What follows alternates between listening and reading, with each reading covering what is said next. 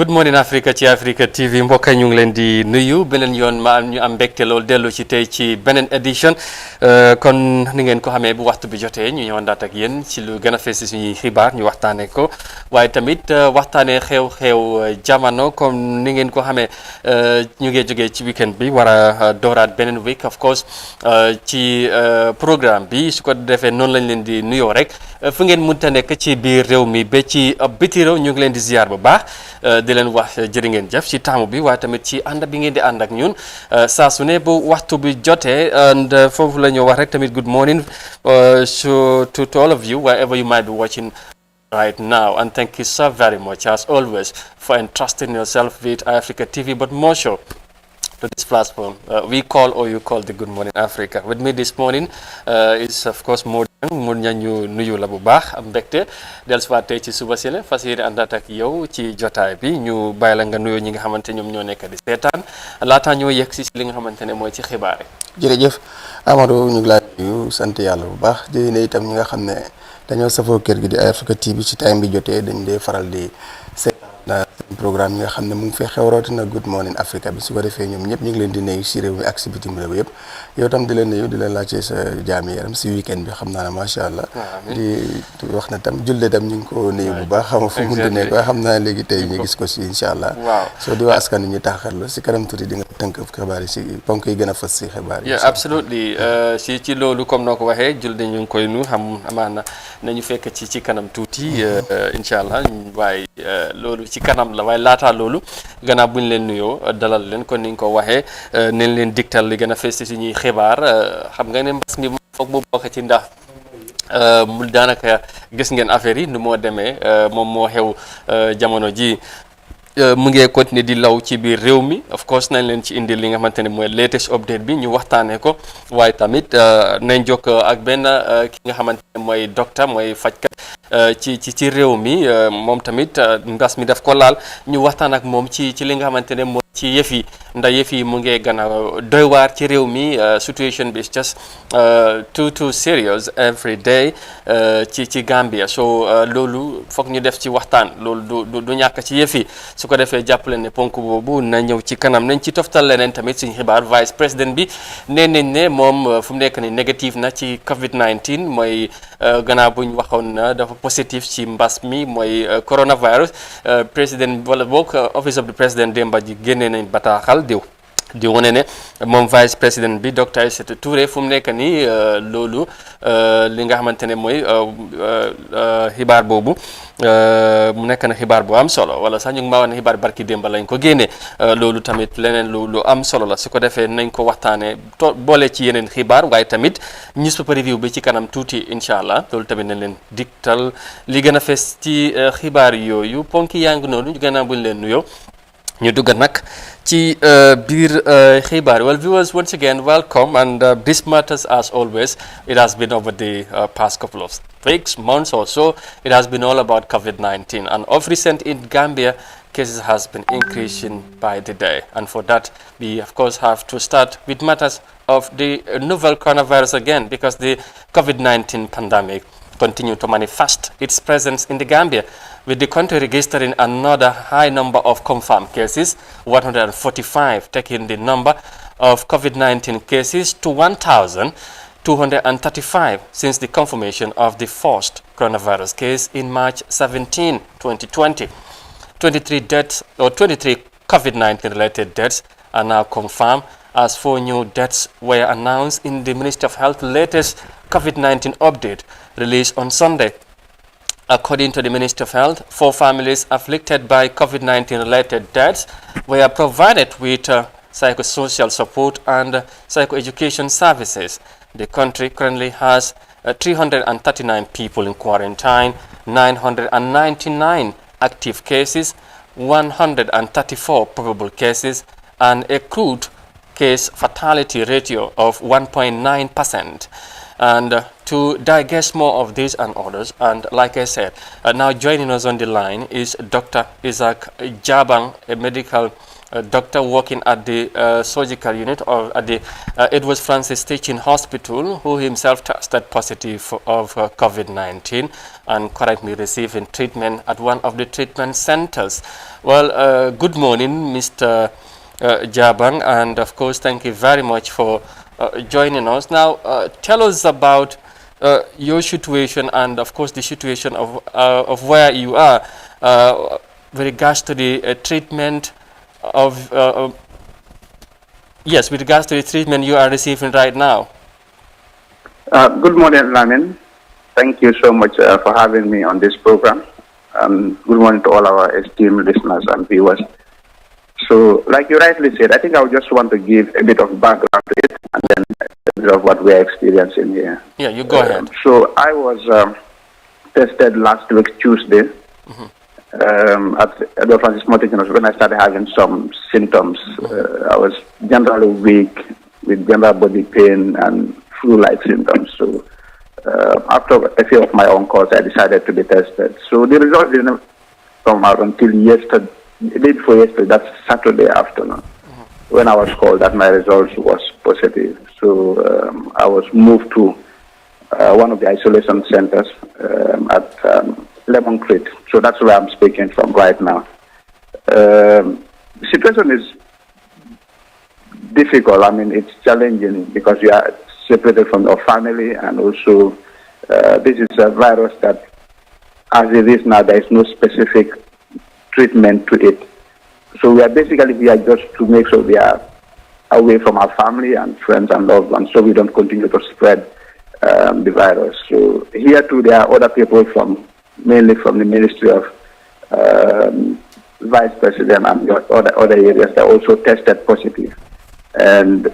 we are just here more on isolation. There is nothing really specific going on. Just that people are here to avoid spreading the virus across. So I think it's just for people to know that the virus is with us and it is serious. Yes. All right. Now, as a medical doctor, how is it like, being positive for coronavirus? We are just trying to give the background of how you became infected, and how is it like for you? I think it is a bit disappointing because from the beginning we've been advocating and writing to the authorities that the life of the health workers really matters in this fight, and they need to be adequately protected. But I must say with all honesty, from a personal opinion, that that has not been coming forth as we expected. Some of us have been very vocal from the beginning that we don't have all the right materials to protect ourselves. And we are always at the very risky zone, at the emergency, within the ward and all that. So when you get infected, your main priority is just to survive and to come out of it. But also it's thinking about, because currently in Uganda we have about 32 doctors who are already infected with the virus. So if you remove 32 doctors from active service, how many are left at work? The remaining few doctors that are left are also at greater risk of exposure because they are now carrying the burden of the whole work that should be done alone. So much more should be done. And this is not only about doctors, this is about nurses also. We have so many nurses that are infected. We have also other security personnel, admins. And it's high time that the government step up and make sure that these frontline workers are adequately protected, because their increased risk exposure is not going to help us in the fight against this virus. So I'm here. I'm in good spirit, but I'm just appealing so that the authorities, because sometimes what you hear and what you see on the ground is completely different. I went to work last Friday, Saturday, Sunday, and sometimes you have to run around struggling to get even a proper mask to have. Yeah, I think that is unacceptable. Exactly. Really. I was going to ask that because you as a medical doctor, and of course we all know among the people that are affected in this country has been doctors. Now tell us for clarity purpose, were you infected by this virus when in line of duty and treating COVID-19 patients without having proper protective gears, as you were trying to explain there? Because certainly if you ask government officials, they will tell you doctors and others are provided with protective gears. Exactly how did you get to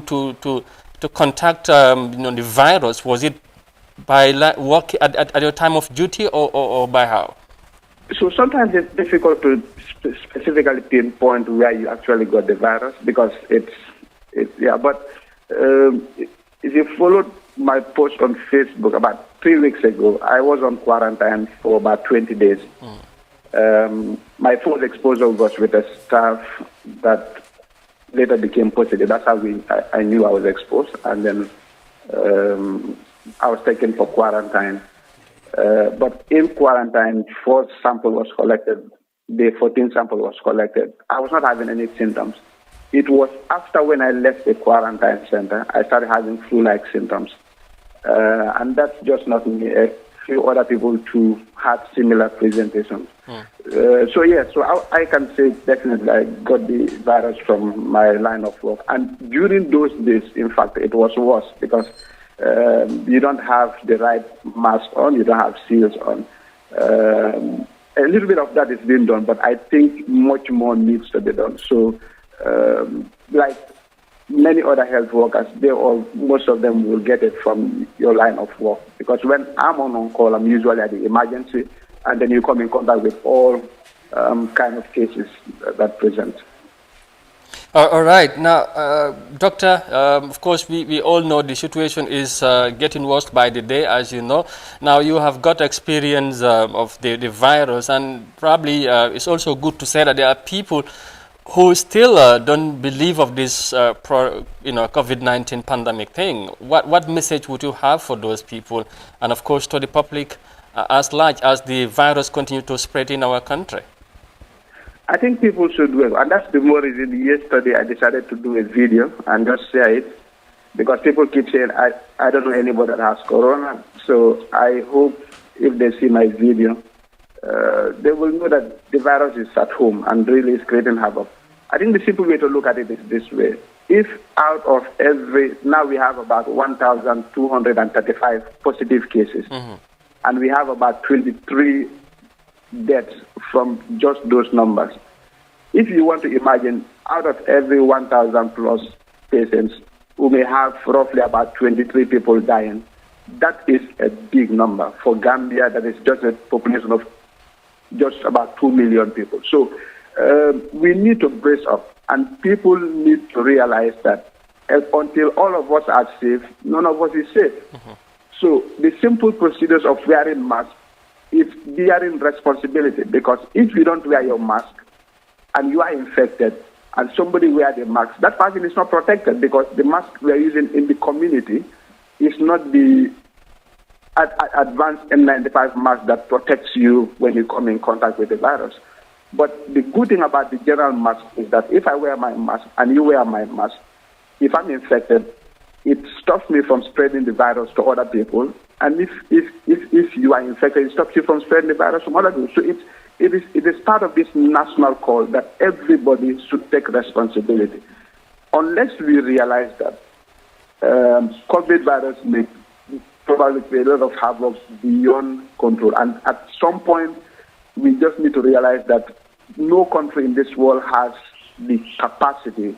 to deal with this pandemic carelessly. You understand? So people need to just brace up. And Gambia, like we've always been saying, we don't want to hide it. We don't have that capacity. We don't have the human resource or the adequate health system to deal with massive numbers. Already with these numbers that are coming up, the system is overwhelmed. People are tired. People are exhausted. So let's all take responsibility. Okay. And the life you save really might be your own. Yeah. Now, how is it like as a doctor, of course, being on the front line, helping patients to recover, and knowing out there are people who do not trust that there's COVID-19, and how is it like, and does it feel any different in what you used to go through? So I think it's just disappointing when you see that. This kind of voices come from everywhere, even sometimes from some close friends. But that is a human factor where some are in denial, and some are just absolutely ignorant. So the other side to it, I think that should be done is more advocacy, more sensitization program. People should come out and talk on radio programs like you guys are doing, sensitize the masses. Because the more they know, the more people are more concerned, and then they will take the right measure. So as a doctor, I mean, I'm duty bound. It's my call to work and to save life. But it's also part of my responsibility to call on the population to say, look, if we don't all take the right measures, things will get out of hand, and then not much can be done at that stage. Yeah. All right. To the authorities now, of course, you earlier on mentioned about lack of protective gears and all that. What would be your message to the government or through the Minister of Health? And of course, like you and many other your colleagues who are affected are there now, affected of this virus, and you have some of your other colleagues who are now trying to help the situation. And if the situation is not beefed up, probably some of them also might be affected. What do you think could be done to avoid that happening, and in a bit also to help some of you recover and come to reinforce the fight as far as helping patients or supporting the patients are concerned? I think a lot of things could have been done, but like the saying was, what is done is done. But it's looking from this point going forward. Mm-hmm. And I think in this country there has been a lot of supply of PPEs and so many. I don't know where they are hiding. I don't know where they are keeping them. But this is not the time to keep them. This is not the time to hide them away from health workers. They should be readily available for every health worker that steps in a health facility. Should have at least the N95 mask on, have their seal on, have enough alcohol-based sanitizer around, so that everywhere you move, you have the sanitize, and then you frequently wash your hands. I mean, those are the basic things that needs to be done, so that the people that are working in the front line, their risk will be minimized. That aside, the other thing that should be done, because we have written from the Gambia Association of Resident Doctors, for which I'm the assistant IPRO,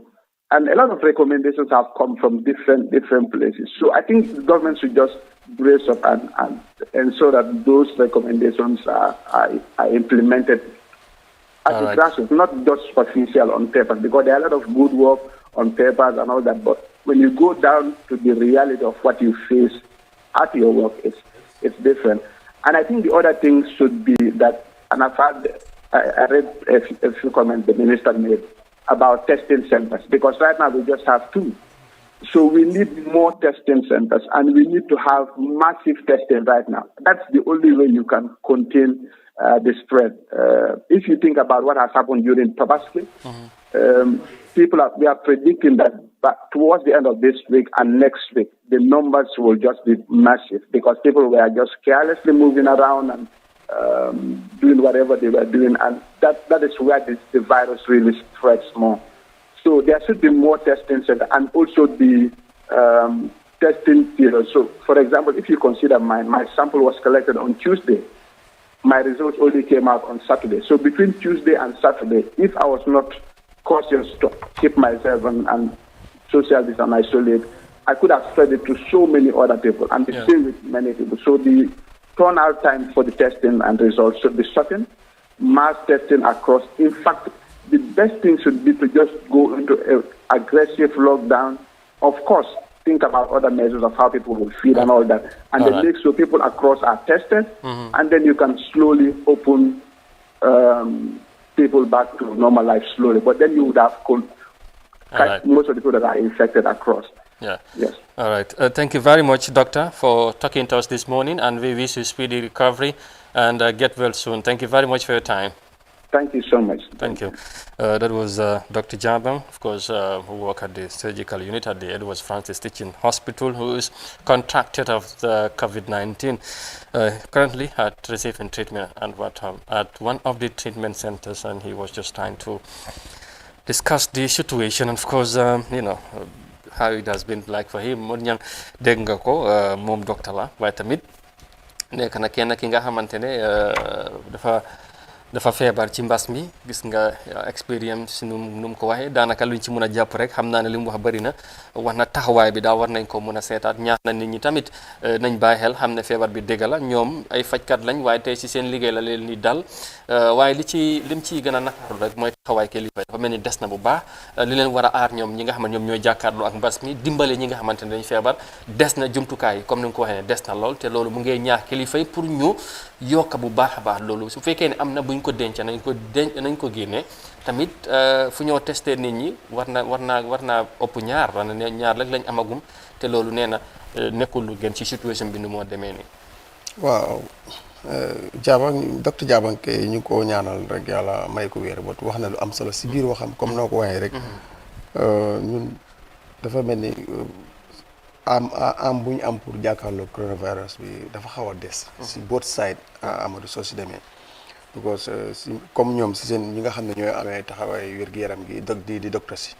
defe ne lii seen bagage waroon na di mu te ñu ngi siy dégg ay jàmbatu si bari yoo xam ne ni ñoom ñu ngi koy jàmbatu si ñàkk ay jumtukaay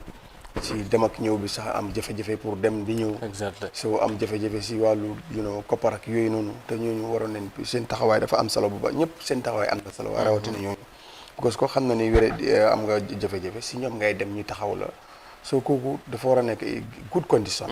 moom si boppam den su ko defee mu mun a yóbbu keneen si good condition waaye su nekkee demeewul noonu rek dafa indi problème taxawaay bi dafa des comme ni mu ko waxee bérébu tesukaay yooyu yëpp coronavirus daf fi yàgg fu mu nekk ni ñu ngi ciy dugg si ay 4 to 5 war nañ mun a wut ay jumtukaay suñ ko amul tam ñu wan askan bi ne amuñ lii leen am ba pare jéem a def pexe tam pour am ko because doo na yàcc rek exactly because lu ci contradicted mooy ñoom bu ñu waxee ñoom kilifa yi surtout waa ministre of health dañuy wax ne jumtukaay am na te ñu ngi taxaw jàppale seen nit ñi ñuy jàmmaarloo ak mbas mi loolu dañoo wax ne ñoom loolu mu ngi am waaye gis nga ku mel ni comme mu ngi ci biir te expérience na affaire yi bu génnee wax dañoo xam ne comme ñoom seen boppa dafa mel ni ñu ngi seen wax bi war nañ koo seetaat ma yokka ci rek ne mooy tamit gis nga mbas mi nu moo lawee ci de fu mu nekk nii laal nañ 1000 something junne ak lu teg ci ay mbas mi am nañ 23 deaths ci réew mi ñeenti ñu ees ñoo génn àdduna démba ministry of health seen report bu ees bu mu génnee ñu am 900 ak lu teg active cases ba léegi moom ña am na ñi nga xamante ne gëmuñ yëf yi te loolu mu ngi gën a doyorloo waar yëf yi ci réew mi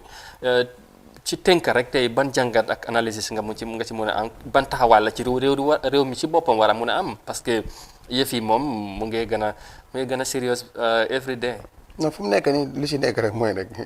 way forward rek foog ñu dem faate ñu nga xam ne ñoom gëmuñ ko loolu mooy seen belief yi Amadou doomu aadama nag yàlla moo ko bindee noonu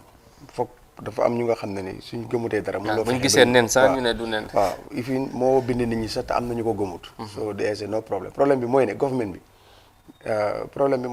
bi na dëgëral taxawaayam. matukaay yi na si taxaw bu baax pour loolu am.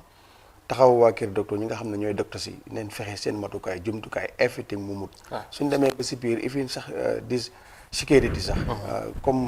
matuwaay yi ñu gisoon ñu jël ñu gis ko si social media. nekkul ne soo leen fekkee si fil bi nekkuñ ak yooyu. ifin foofu sax is a problème. mun nga fa expect leneen si sécurité bi. parce que ñu ñoo jàpp di leen teg si pico bi di wéy ñu di niñ leen dee seexee ñu ñoo lifi ne loolu yëpp mun na indi lu nga xam ne nii. daanaka saafara su jur jàngoro. so dafa mel ni li ñu doon gis ne nii la gars yi di prépare gisuñ loolu si fil bi so loolu yëpp da ngay waaru. moo tax government moo si am responsabilité bu rëy rëy. te moom la ñoo joxañ baaraani tuuma te moom la ñoo ñaan moom la ñoo tàllal loxo because ñoom ñoo amee everything ñoom la askan bi jox everything. kon nañ fexe li ñu amee noonu ñi ko yelloo ñu jox leen ko ñu nga képp nga xam ne ni yaa ngi xeex bagage yi nga war a yóbbu ñu jox la ko bu ko si dul loolu tam boo yóbboo bagage te kii moom bagage yi mu amee mu ngi everything boo fa àggee daf laay daaneel rek nga ñëw xeex bi du am benn loolu lu am solo te lu ñu war a mën a bàyyi xel la parce que yëf yi moom nu moo demee nii dafa doy waar su ko defee tolluwaay mbas mi ci réew mi comme loolu moo ci lu ees dégg ngeen ko Gambia fu mu nekk nii colloque na lu 1000 mark bi of course 1000 teg na ci li nga xamante ne moo ci cases yi am na nag ñu ci wér tamit waaye bëreegul noonu comme xëy na nuñ ko buggee waaye sant yàlla ñu continuer di moytu te gom ne tamit yëf yi mu ngi ci réew mi te mu ngi faagaagal nit ñi loolu lu jar a bàyyi xel la saa su ne nag duñ ko taay di wax di ko fàttali suñ bopp ak tamit ñuy ànd ak ñun ci jamono ji wala saa su ne si suñu ay plan gannaaw loolu nag ñu wey wax ci vice président boobu xibaar bu neex la ci réew mi ndax moom dafa test négatif ci li nga xamante ne mooy ci mbas mi naaw. We'll move to our next story because the office of the president on Sunday announced that the vice president, Dr. Aissatou Toure, has tested negative for the coronavirus. The vice president was responding treatment and her second sample test result, which was conducted on 5th of August, came out negative for COVID-19, according to a statement from the presidency. President Adama Barrow has been informed of the development and wishes the vice president and all those affected a speedy recovery. Waaw mu nekk lu am solo vice président mu ngi noonu moom mbas mi xam nga ne moom daanaka ay 10 days ago léegi waxoon nañ moom am na li nga xamante ne mooy feebar bi mbas mi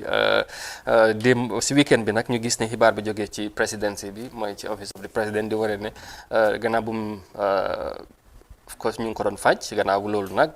ñu def ñaareeli test bi ñu gis ne sample bi lu mu ne dafa négatif mooy yu amatut li nga xamante ne mooy jàngoro bi loolu mu nekk xibaar bu ne ci yëf yi surtout nag ci tolluwaay réew mi. baax a baax because wax dëgg yàlla lu ñu bëgg a di gis kuñ ne dafa amoon mu wér loolu leen bëgg a di gis wala kuñ ne yóbbu nañ ko quarantine fay na la ñu ne dafa négatif loolu la ñoo ñaan sa si ñi nga xam ne ñëpp ñu ngi under quarantine loolu leen bëgg a loolu la ñuy ñaan si ñoom soo am na solo waaye dafa am askan bi tam am na beneen jàngat buñ si am loolu xam naa ne si yeneen programme dinañ si ñëw because foog ñu génne laaj leen seen gis-gis si loolu because yaakaar naa am na suñ naataango yu nga xam ne nii ba léegi ñu ngi fa ñu ngi si waaw ñu ngi si feebar ñu ngi si feebar bi te yàgg na ñooñu de more than 2 or 3 weeks léegi tey ñu ngi fa yàgg di tëdd so loolu yëpp am na déjà si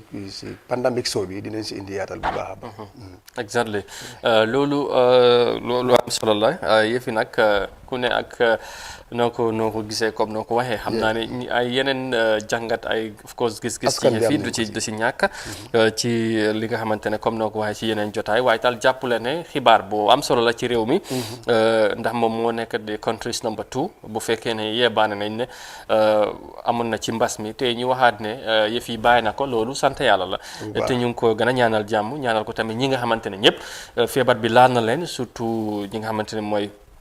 front healthline workers yi ak tamit taskati xibaar yi waaye tamit ñëpp ñi nga xamante ne mooy laale nañ ci mbas mi ndax yëf yi comme ni ñu ko waxee ci biir réew mi moom mu ngi ci tar lool te definitely it's high time ñu gën a bàyyi xel bu baax a baax gën a moytu tamit fagaru ci yëf yi loolu dafay am solo so that's the latest development about the vice president. She has tested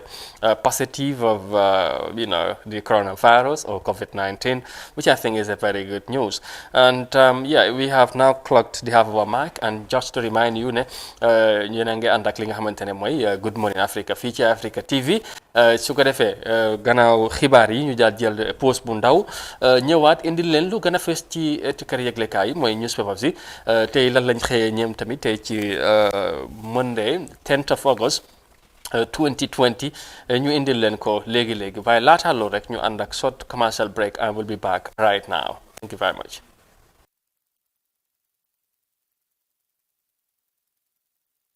Of COVID-19, Africans cannot contract the virus. COVID-19 can affect anyone of any race, nationality, or skin color, as we have seen in many African countries, including the Gambia. Myth 2. Is it true eating garlic can help you prevent getting COVID-19? No, there is no evidence for that. Keep washing your hands. Maintain at least 1 meter physical distance from others, and use the preventive measures to protect yourself and the people you love. Myth 3. Hi, did you know that Gambia is spared? COVID-19 cannot survive in hot climates. Actually, COVID-19 survives in all climates, hot or cold. Look at our neighboring country. We have to continue washing our hands and avoid touching our eyes, nose, and mouth. Myth 4. COVID-19, that only affects the urban areas. We are not affected here in the rural areas. No, not all cases are in the combos. There are confirmed COVID-19 cases in other regions of the Gambia.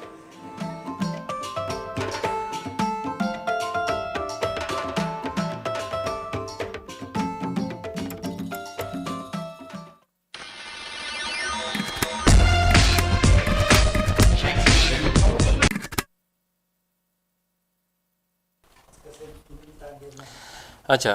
jërëjëf mu ngi noonu welcome back ci li nga xamante ne mooy ci Good Morning Africa. If you are just joining us, we say thank you very much for coming along and as always for being with us. Yegg si nañ ci li nga xamante ne mooy ci newspaper review bi comme ni ko waxee woon xam ngeen ne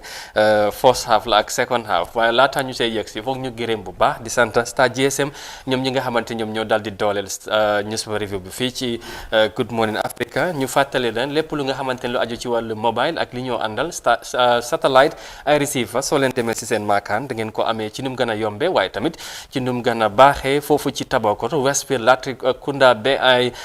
li nga xamante ne mooy Brikama su ko defee noonu la ñoo yegsee ci newspaper review ñu ànd ci ak suñu of course boss suñu collègue Abdoulaye Mendy ñu wax ko good morning ñu nuyu la ñu bàyyi la nga nuyoo ñuy seetaan nga wax ñu yan ñu supa lañ am tey ci suba si. jërëjëf Amadou comme ni nga ko waxee rek ñuy nuyuwaale ñëpp ñi nga xam ne ñoom ñooy seetaan ci jamono ji ay Africa Good Morning Africa programme bi ci newspaper review bi li gën a fës nag ci standard newspaper la ñuy tàmbalee li nga xam ne nag mooy takk der yi di police yi investigation bi nga xam ne ñu ngi ko doon def ci lu jëm ci Rambo tuuma yi ñu yëkkati teg ko ci ndoddam li ne am na ay kàddu yu ñagas yi nga xam ne yëkkati woon na ko teg ko ci ñaar ci ay nit yi ñu ràññee bu baax a baax ñi dee xeex wareef ak yelleefu doomu aadama yi di kii di Madi Jabaate ak Ñang Njaay ñu ne nag investigations yooyu nag biñ ci demee ba fiñ ci toll mooy ndarkeppal nañ ko muy police yi waaye yóbbante nañ ko ñi di waa attorney general muy ministry of justice pour ñoom itam ñu saytu ci biir loolu nag ba noppi daal di leen yedd xamal leen yan tànk leen ci war a def wala yan jéego leen ci war a jël waaye it foog ñu fàttali itam seetaankat yi ne kii di Rambo mi nag ci jëmi jamono mu di ay weer ci ginnaaw rek amoon na ay kàddu yi nga xam ne yu ñaaw la comme ni ko nit ñi gisee yim yëkkati woon jëmale ko ci kii di Madi Jabaate ak Ñang Njaay ñii nag nekk nañ ay nit yi nga xam ne moom Rambo tuuma na leen daal ne ñii am na ay kàddu yu ñaaw wala ay tuuma yu métti yi nga xam ne dinañ ko dee yëkkati di ko teg ci ndoddu njiiti réew mi fi nekkoon di président Jammeh ci jëmi jamono te loolu nag àndul ak moom wala ñoom it seen i gis-gis mu doon mbir mi nga xam ne ñaawlu na ko woon bu baax a baax kàddu yi nag rafetul ñu koy wax ci télé waaye comme yóbbante la rek faw ñu àggale ko muy maanaam ajji na kii di Ñang Njaay di ko ne njoolaayam ak sewaayam bi tànk yi mel ni ay yoo kooku pour laxas ko rek la ay mbiram lu yomb la mu ne nag kii di Madi Jobaate nekk na nit ki nga xam ne ndaamaayam muy maanaam gàttaayam ak ni mu ko limee daal muy maanaam doon na mbir mi nga xam ne ñooñu di Ñang Njaay ak kii di Madi nee na wax yooyu sax tiitalut leen sax de ndax kii di Rambo mënalu leen tous waaye ay kàddu la yi nga xam ne réewi Gambia weesu na fi mu toll nii ñuy tëkkuwante ci ay mbiri politique te loolu mën naa jur musiba ëllëg ak sibir loolu benn la ci ñaareel ci standard newspaper tam ñu gis ne Brikama Berewuleng askan gi fay yeewoo tam am na ay jéego yu am solo yi nga xam ne ñu ngi ko taxaw seen askan rawatina ñi yëngu ci wàllu jënd ak njaay buñ ne jënd ak njaay ci wàll ci jamono ju nekk nii nag ñi ci gën a sonn wala ñi nga xam ne ñoom lañ ci dee gën a gis mooy ñan muy borom boutique yi ñu gën leen a xamee ci kàllaamay nasaraan corner shop si ñooñu am na cër bu bari bi nga xam ne dinañ ko dee jëmee ci askan gi ci lu jëm ci wàllu jënd ak njaay mi ñii nag di askanu Berewuleng ñoo gis ne tam dina am solo lool pour ñu dooleel leen muy corner shop yi nii jëndal leen wala jox leen ay jumtuwaay yi ñuy jëfandikoo yi nga xam ne dina leen mën a aar ci lii di doomu jàngoro ji di COVID-19 bii nii pour gis ne tam mbas mi wàññi nañ ko ci biir réew mi fii ndax ñoom gestu li mu wane mooy dañ gis ne ci ñam yi ñuy jëfandikoo rawatina li ñuy gën a soxla ci suñuy day to day activities yi ci corner shops yi la kon nag kii jëflante ak askan gi ci wàllu njënd ak njaay dina baax lool pour mu sàmmoo wàccuwante ak la nga xam ne moom mooy matuwaay yu mbootaayu xeeti àddina bi saytu wàllu wér-gu-yaram pour nuñ mën a aaree suñ bopp ci lii di doomu jàngoro ji di COVID-19 Amadou ba tey dinañ continuer wala laata loolu li nga xam ne la ñuy wane daal mooy standard newspaper ñaar yooyu bokk nag ci ay ponk yi nga xam ne yooyu lañ gën a tànn tey jii nii. non of course non li ma doon bëgg a wax rek mooy ci yi nga wax loolu jàngat bi am na solo of course ci surtout ci Brikama comme noo ko waxee foog naa ne Brikama bokk na ci dëkk yi nga xamante ne mbas mi si la gën a dugga ci biir réew mi suñ gisee nag ñu jël ay measures pour fexe naka la ñoo aaree ñi nga xamante ñoom ñooy diil ak askan gi loolu dafa am solo bu baax a baax moon ñam foog naa ne loolu dañ koo rafetlu ñi nga xamante ne tamit foog ñu xam nga sob si mooy ñi nga xam ñooy jaay wàllu ay lekk yu mel noonu nit ñi ñëw exactly ñi ñoo fay dem jënda so yooyu dafay am solo pour ñu aar leen ñu propag ba pare itam dafa xaw a métti ñuy dem bu ñu boolee si bi parce que da ngaa gis ne amul dara looy mën a jënd si ko ñi yow loo xam ne jënd la ko dafa xaw a métti kon comme ni ñu ko ñaanee am na solo bu baax biti yi nga xam ne ñu ngi si koñ bi tam ñu dimbale leen utal leen ay bagage xaar leen tam dañuy mën a ubbi ñoo gën a jege askan bi marché bu ko marché moom ñëpp jege ñuñ ko. exactly loolu dafa am solo su ko defee of course njëkkee nga ci Rambo ak Madi ak Ñang Njaay loolu moom duñ ci ñëwaati ndax li nga ci wax loolu moom jund nañ ko bàyyee ñi nga xamante ñoom ñooy seetaan ñu def si jàngat police yi ñoom def neen seen gestu bi jeex na xam naa na mais bi beneen taxawaay dina ci am wala bu fekkee tamit leneen dina ci am nañ ko xaar gannaaw standard newspaper ñu seeti beneen ban ngay beneen ci bu ñuy seeti mooy Foroyaa newspaper ñoom ci li nga xam ne xëy nañ ci àddu ci mooy li jëm ci curfew bi buñ ne curfew nag mooy buñ réeréewulee mbir ne nguuru Gambia am na ay matuwaay yi nga xam ne jël na ko ci ay fan ci ginnaaw ci diirub 2 fukki fan ak benn pour ñu gis ne lëlu nañ ci biir néegi fukki waxtu ci guddi bu jotee jëm lii di fajar gi muy juróomi waxtu loolu nag li ko waral mooy pour ñu seet naka lañ mën a aaree suñ bopp fànk lii di doomu jàngoro ji di COVID-19 bi ci biir réew mi fii ndax réewuñ biir ne depuis ba mu feeñee foofu ci réew yi China ba ci biir réew yi Gambia keroog ca fukki fan ak juróom-ñaar ci weeru maaj lañ daal di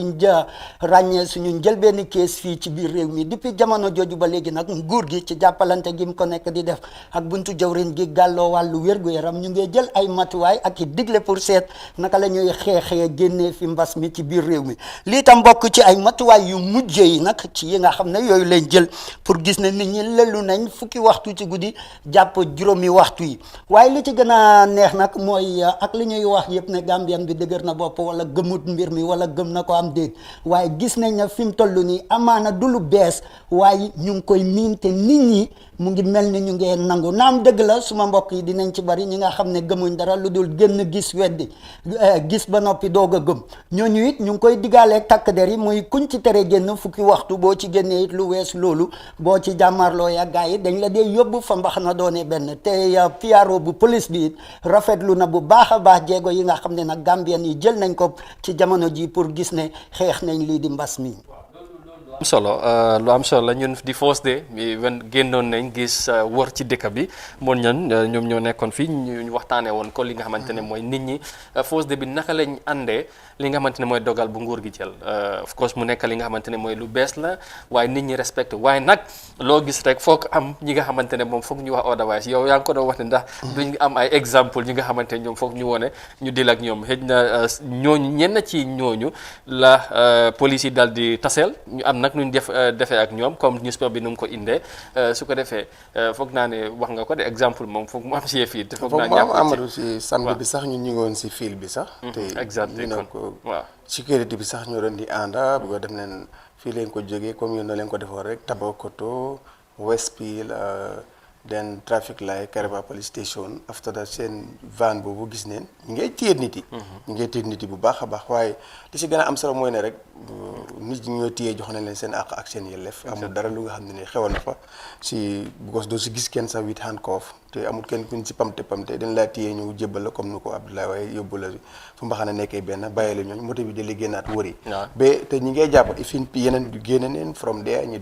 ngi dem Sénégal ba dajewaat na ak beneen piki Sénégal bi police station foofu tamit mit neen ak beneen pick-up boo xam ne mu ngi téye woon ay nit bot ba léegi liggéey bi police yi seen boppam ñun suñu accès sax ñoo ñu day welcome ubbi ñu seen bunta pour ñu dugg xool gars yi dinañ wàcc ci dem jël statement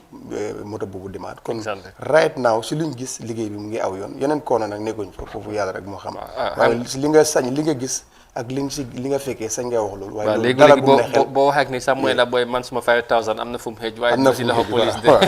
waaw te foofu naa loolu am solo su ko defee gannaaw loolu ñu seet beneen ba léegi ci forêt wala non léegi ci point newspaper la ñuy dugg xam naa niñ ko arrangé la waaye bu doon beneen moom la ñuy tàmbalee mooy njiitu réew mi ndax réewuñ biir ne depuis bu Covid-19 bi duggee ci biir réew mi muy mbas mi yombul fuñ ko gisee mu jàkkaarloog askan gi di wax ak ñun loolu waral na nag ba CSO yi di ay mbootaay yi nga xam ne ñoom itam ñoom ñooy xeex waree fag yelleefu doomu aadama yi ci biir réew mi fii ñoom ñaawlu nañ loolu bu baax a baax ba joxoon nañ ko waxtu wane daal ne ci diirub 3 fan war naa mën a génn jàkkaarloog askan gi wax ñu li nga xam ne moo xew ak yan pexe la nguur gi war a jël pour gis ne aar nañ askan gi wala dàq nañ fi lii di doomu jàngoro ji waaye mu nga mel ni mbir ma nag la ca des bareetut nag muy ngi mel ni tey jii nii la waxtu jooju jeex muy njiitu réew mi tey jii war naa mën a jàkkaarloog askan gi comme ni ko CSO yi bëggee lu ko mooy nag boobu moytuwul dinañ ko yëkkateel benn campagne bi nga xam ne fu muy mujjee kenn xamul fan la. waaw loolu ultimatum loolu moom beneen affaire la comme ni nga ko gisee noonu civil society organisation si ñoom ñooy sàq loolu ci jiiti réew mi buñ ko joxee nag ultimatum xam naa ne ndax affaire de elapse loolu moom ma jaxal tey lañ wax waaye déggaguñ dara ci président bi waaye nag xam nga fii ba of course at the end of the day anything is possible waaye ndax loolu dina tax président bi mu wax loolu leneen la situation bi tamit nu moo demee ni ñu bari tamit apart from ñoom sax ñu bari ñu ngi wax ne président Barrow war naa génn wax ak nit ñi ci li nga xamante ne mooy ci mesure yum jël ci doxalin bi ak ci mel noonu ak yeneen waaye tamit xëy na bu waxut waaye gis nañ ne ñoom ñu ngi jël ay jéego ay dogal di wax ak di génne ay statement spokesperson bi gis nañ Afresen moom mooy gën a wax te moom loolu mooy ciram ci nguur gi moo yore kàddu li nga xamante ne mooy président wala nguur gi moon ñam mu ngi noonu nag tey lañ ko jox ndax mun nañoo xaar te président bi mu joxe kàddu ndax ñoom jox nañ ko bu weesoo tey daal mooy ñoom tamit am na lu ñooy nas bu boobaa nag mun naa am leneen mun na ci xew xaw ma nag nu moo demee ndax seen xalaat la wala dañ koo bëgg rek pour mu génn mu wax wala naka la waaw. non seen xalaat bi sax tomoo ne ak xalaati askan bi bu ko soo demee si biir askan bi li ñu la wax mooy ne. ñoom benn président bi génnul wax kenn génnul wax te nit ñi ñu ngi koo jàmbat ne ñoom dañoo war a génn wax askan bi bu ko suñ toogee seen biir office wala seen biir kër yi waxuñu askan bi. dafa mel ni ñu nga xam ne gëmuñ feebar bi dañoo gën a am fuñ ko bees ne bi ko ñoom duñ génn a wax. président baa ngi nii bu mu gëj a génn wax kenn xamut kañ la dogal yu bëri daf koy génnee rek si kayit rek spokesperson bi ñëw wax ko rek mu jeex te dafa waroon a génn wax ñu ngi wax ne sax julli bi sax génnutoon waaye xëy na time boobu ñu bëri ñu ngi wax ne mu ngi woon under quarantine or anything waaye loolu yëpp comme ñii luñ ko laajte askan bi seen bopp ñu ngi laajte loolu den nag suñ def na ko defu ko lu mu see jëlee xam naa ne dara du ko si fekk ñi la ñooy seet lu ñu bëgg a wax ñu wax ko rek waaye gëm naa ne moom fu mu nekk pour ñële seen laajte pour mu génn wax mu ñàkk a génn wax it du ko si fekk waaye na fekk ne ñi ko teg foofu bëgg nañ mu génn wax ak ñoom fan la mbir mi toll ñu wax nit ñi dëgg ifi dafa am jëwriñ yi nga xam ne seen mbir dafa tënku si mbiri Covid-19 lu si mel ni interior ministre ñoom ñi leen war a génne di wax ak nit ñi di ñaax seen ndaw yi nga xam ne ñu ngi leen yóbbu si biir fiil bi naka leen war a jëflante ak nit ñi bu ko amoon dafa am kilifa nga suñu génnee wax dafa am ñoo bu leen seetaane dina gën a jox nit ñi dëgg dina gën a jox mbir mi daraja pour nit ñi gëm leen ba tam ñi nga xam ne gëmuñ ko dana am régime because pour nga gis kilifa guy wax si lii dafa jëfet comme ñu ko dee gisee si yeneen réew yi so this is the problem Paco xam naa ne du ñàkk mën nga cee yokk dara rek lu gën a bari ci yeneen réew yi dogal yu mel ni buñ ko jëlee da nga gis ñu mel ni comme ministre yi ak ñu topp ci ñoom di génn dem ci plateau yi ci rajo yi ci télé yi di gën a wax ci li nga xamante ne mooy ci décision yi nguur gi jël gën a tamit ñaax nit ñi ci li nga xamante ne mooy ci situation comme ni nga koy gisee par exemple Sénégal fu ñu gën a jege ak yeneen réew yi waaye fii su fekkee ne dogal jóg na pour ñu gis leen du yomba loolu tamit foog naa ne xëj na moo tax CSO yi ak tamit nit ñi di ci ñaxtu di wax ne président bi war naa génn wax ak réew mi. bu dut loolu sax Amadou comme ni nga ko waxee jamono juñ toll nii addina bi moo toll ci ay tiis. te nag tiis bu amee nag ci ñiñ ko dee gën a séntu pour ñu mën a dalal xelu askan gi mooy lan kilifa yi. weda kilifa njiitu réew mi la kilifa aada kilifa diine or whatsoever. moj moo ak country bi nga xam ne lu mel ni ci àddina bi mu ngee doog a am Gambia xam nañ ci transition na yiñ jógee ak ci jamono buñ toll nii. kon nag pour gën a dalal xelu askan gi dina am solo lool njiitu réew mi bu nekkee sax ne benn la ci weer bu ne mu génn xamal Gambia ni ne ànd naa ki yéen ci xeex bi loolu rek dina dalal xel dañ dee wax sax ci xolof ne jaaraama wàccewul coono. waaye itam dalal na xelu liggéeykat bi. loolu dina tax ñi nga xam ne ñoom ñoo nekk ci waar gi di ci góorgóorlu di ci ñafe bés bu ne. dinañ xam ne de moom ki nekk ci xilaafa mbir mi kooku moo leen boot kon duñ ragal duñ tiit. waaye bu fekkee borom mu ngi làqu ci place wala mu ngi noppi ci ab mbir rek ku ci mel ni man mën na tee am xel ñaar lii dëgg la am du dëgg parce que ki ñu jiite sax yeeyut yàbbi ci mbir mi kon nag. question si kan moo koy ans. waaw loolu lu am solo la moon ña foog naa ne wax na lépp te loolu lu am solo la. te xam na mooy lépp loolu moom dañ ko yàgg a jàmbat fii Gambie kilifa yi génnuñ si te boolewuñ si itam kilifa yi bari dañ kilifa diine comme ni nga ko waxee kilifa aada yi ñoom ñëpp dañ si waroon a booloo te loolu ñi nga xam ne ñooy government bi ñoo mënoon a mobiliser loolu pour mu am ñoom ñoo war a génn ba pare sant tam kilifa diine yi ñu génn dem di wax ñoom ñi ngi am media GRTS mu ngi fi yeneen ñu ngi fi. ne dem leen ci kilifa diine sàngam mu wax ak askan bi ñu indi ko plé ba loolu yëpp amut da ngaa gis ne seen taxawaay si mbir mi dafa des moo tax askan bi réaction ni ñu def ñu ci bëri gëmuñ ko moo indi problème bi fii this is the problem. Exactly. askan bi lu bëri li ñoo wax sax ñun mbir mi teguñ ko si yoon because suñ gan gi dañ ko teral ko nekk ak seegut balaa moo ak si ñam yi jeex ne li desoon yaaxu na so this is the problem. moo tax léegi ni benn plan amut pour dimbale askan bi ñooy sonn rek fu mu nekk nii. waaw jërëjëf Paco ñu gërëm la sant la bu baax ci taxawaay bi am na solo bu baax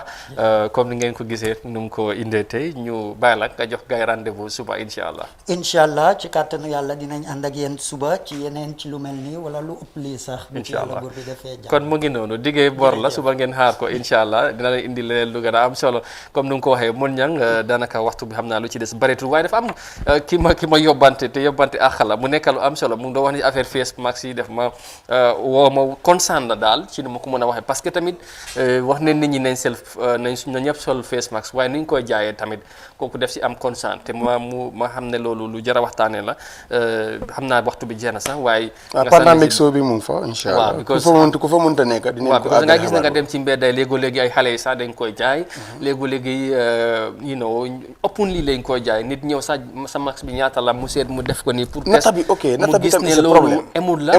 waaw mu ne mu bàyyi ko fa mu dem keneen tamit ñëw jël loolu mu seet bi ñaata la ak yu fekkee ne nekku si biir mbuus sax so loolu tamit mun naa lawal li nga xamante ne mooy mbas mi bu fekkee ne ku ko am ñëw na jël masque bi test mu dem yi keneen ñëw fekk ma xam nga xale xamul loolu dafa am natt bi dafa am sax gars yi dañ koy natt normal kilifa war nañ cee mun a bàyyi xel because dajewoon naa ak benn jaaykat ma gis gars yi ñu ngi ko natt ma ne ko li c'est problème Amadou li yàlla rek moo ñu si mën a musal bot gis ngeen am opportunity feebar bi dafa am pexe ak chance ak opportunity bu mu duggee si nit ñi bot ñun amuñ opportunity ak matuwaay bu ñu ko xeexee pour bu mu dugg si ñun moom pour mu dugg moo gën a yomb ñun boo moom pour mu dugg dafa am yoon yu bëri yu mën a jaaree ifit masque yi ñu digal nit ñi comme noo ko wee nga dem test mu dang nga ne bii dafa dang nga jël beneen loolu moo fa nekk si maquette bi man am naa because ñu ko dee jaay gisee léegi nag wàññeeku na even 25 da nga am comme bu njëkka seeroon na 50 $100 75 waaye léegi moom fu mu nekk nii even 25 da ngaa am simple one bi waaye tam war nañ see bàyyi xel si masque bi te nag size la nit ñi ñëpp yemuñ so loolu nag ban pexe leen si am lifin waaye loolu yëpp foog askan bi jànkuwante ko because amul kenn ku taxaw dimbale ñu si masque kon nag ñëwkat yi ñoo jël seen piis di ko def te buñ la gisul jàpp la amal foofu tan leen koo téye rek nu mu ñëwee noonu la ko askan bi di téye because de gisuñ fenn fu ñu mën a joxee masque amul kenn ku taxaw ne nañ leen jox masque so ñu ne nag ku nekk war nga mun a utal sa bopp léegi si buut ut boobu sax mun nga see am te am na ñu see def pexe business xam amul. nga te fi ngay amee dara moom So that's it. te xam na te léegi nag am na ñu si gis seen bopp ñu koy ñëw moom am na benn waaye na ma keroog fu ma romboon noonu mun a rakkiste naa fa am naa fa keroog lu sakkan a sakkan ma ne ko kon boobu baax na waaye bàyyi leen xel tam si test mi because test bi tam dafa mun na indi beneen affaire because nit ñëw ëmbal sa kanam moo danga tekki keneen ñëw dugal ko Amadou loolu is very serious. ay xale yi tamit ñu ngi ko téye ni di dawantu ci mbeddam yooyu yëpp daf ko expose te lu doy waar la nañ dafa amul benn organise suñ si dara ay benn bande ngay gis ñoo sol ci mbuus ni ba pare di ko jaay ci mbedda lu gën a bari nuñ ko ñëwee noonu rek lañ koy téye ci mbedda bi di ko jaay te loolu dañ ko war a moytandiku nit ñi dañ dee ñëw ku ne ñëw laal dem ku ne ñëw test di dem loolu nañ ko bàyyi xel bu baax a baax foog naa ne concern la man nit def ma woo personnellement wax ma loolu man tama fii foog ñu siyaa ko ndax is a genuine concern te fekk man moom gis naa ko discours naa si ak jaaykat bi exactly ko ne pour ñu moytu natt bi waaye pexe amul loolu la ma wax naka la kuy jënd foog nga jënd lu yem si yow doo mën a jënd lu soo lu la dang soo bro loolu luñ si mun ma ne ko notin so is finish waaw loolu beneen affaire la su ko defee mu ngi noonu ñu gërëm ñi nga xamante ne ñoom ñoo jàpp ci liggéey bi jaajëfal Abdoulaye Mendy ci li nga xamante ne mooy ci newspaper review bi comme ni nga ko indee noonu jërë ngeen jëf mbokk yéen tamit ci ànd bi ngeen di ànd ak ñun saa su ne ci li nga xamante ne mooy ci Good Morning Africa bi incha allah suba nañ dellu subaat ci beneen édition ci li nga xamante ne mooy ci kër gi comme ni nga ko waxee ñu yaatal li nga xamante ne mooy liggéey bi ak tamit édition bi incha allah ci am solo moon na time bi daanaka jeex na ñu yemandi fii tey incha allah jox gars yi rendez-vous ba suba incha allah jàmm ñu dellusiwaat ci beneen édition waaw jërëjëf Amadou ak ñi doon seetaan jërëjëf tam Abdoulaye Mendy mi ñu ñëwaloon tey si ëttikat yi xibaar yi moom itam ñu ngi ko sant di sant ñi toppoon Eye Africa TV ne si réew mi ak si bitim réew ëllëg dinañ fi dellusiwaat bu ñu si yàlla yóbbu ak jàmm si yeneen xibaar yi wér te wóor jërëjëf Amadou jërëjëf yeneen xibaar yi wér te wóor comme ni mu ko waxee jërë ngeen jëf mbokk yi beneen yoon ci safo bi waaye ci kóolute bi ci taamu di ngeen di taamu Eye Africa TV ñu ne leen thank you very much jërë ngeen jëfati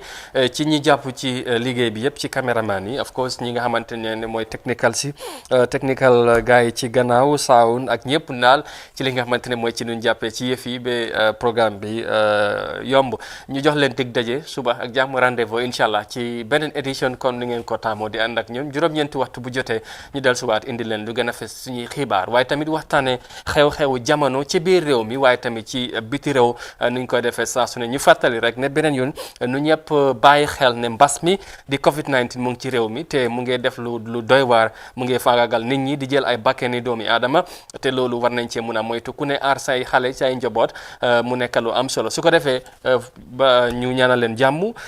jox leen dig daje suba incha allah ci beneen édition wax ngeen jërë ngeen jëfati bye bye